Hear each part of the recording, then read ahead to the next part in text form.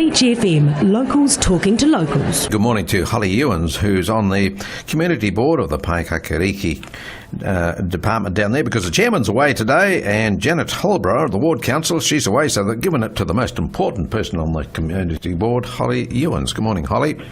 Oh, good morning, Nigel. Nice to be here. And thanks for stepping out. You're teaching music at the moment, Ed.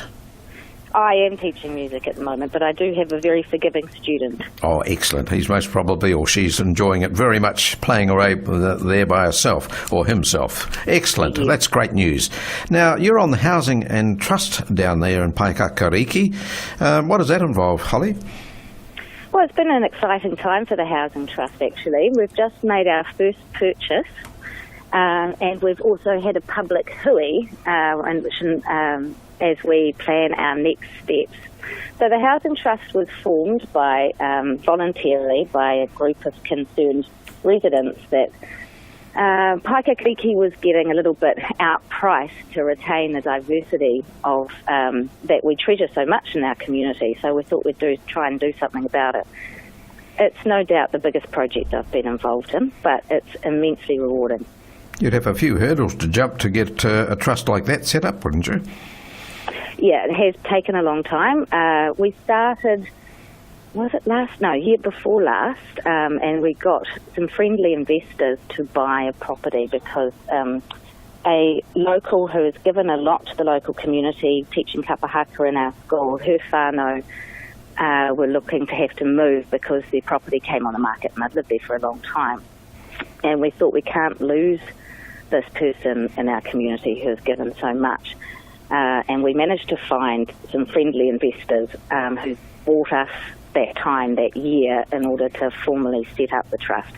But now it is formally set up, and we have purchased that property, which is really exciting for us, and now we're planning our next move. Great. So the money you received from the public, was it covering the whole cost of it, or did you have to go to banks to finance it in the end? We had planned to go to the banks after securing most of the deposit, or most of the funds, and unfortunately the banks, after lots of toing and froing, decided that they wouldn't lend to us because we were an unknown entity. So we went back to our donors and asked them for a little bit, if they could put in a little bit more. And they did, which was amazing. And so now we've purchased it without the help of the bank. Excellent. So they get a return on their investment? Yes, they do get a return, yeah. But it is a social investment, but they do get a return. Well, it's great public support, isn't it? So you're intending to buy another house, are you, and do the same again? Whether it's buying or managing rentals, there's quite a few different options on the table at the moment. Okay. And there is a bit demand for that in Paikakiriki, as you say? Yeah, there's a huge housing demand. Okay. Now, another side of your business, you set up the website, haven't you, down there? Yes, we haven't gone live yet, but keep an eye on this space because it shouldn't be too far away. It's called Paikakiriki Online, and it is a community website built by the community, not only for the community but for visitors alike. So it will have a really comprehensive directory of everything in Paikakiriki, all our clubs and groups, all our walks. It will have a very strong editorial content. Because I'm not sure if you remember. Do you remember Paikakiriki Express, which was a little publication that was the most magnificent paper you can imagine. It was great, wasn't it? Yes. And so we've always been sad that we've lost that. But Piki, which is the group that set up Paikakiriki Express, is also our governing body for Paikakiriki Online.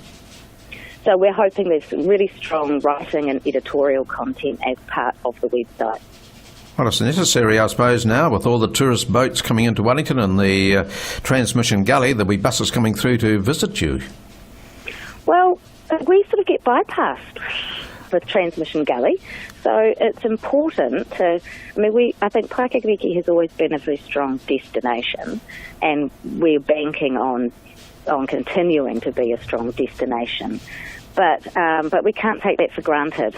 So it's a way to show all of the great things that are happening in our village with a really strong calendar of events. I'm sure you know that we have a lot of gigs and plays and great events that happen in Paikakiriki too, and so we're hoping to make that really forefront of the website too.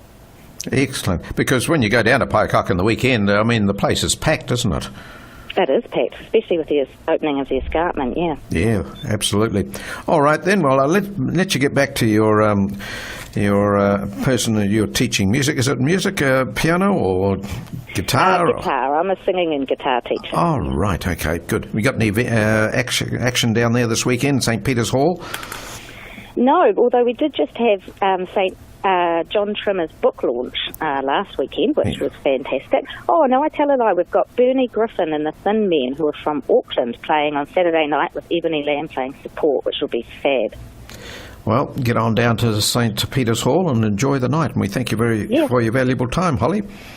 Thanks, Nigel. Holly Ewens on the Community Board. 106.3 Beach FM.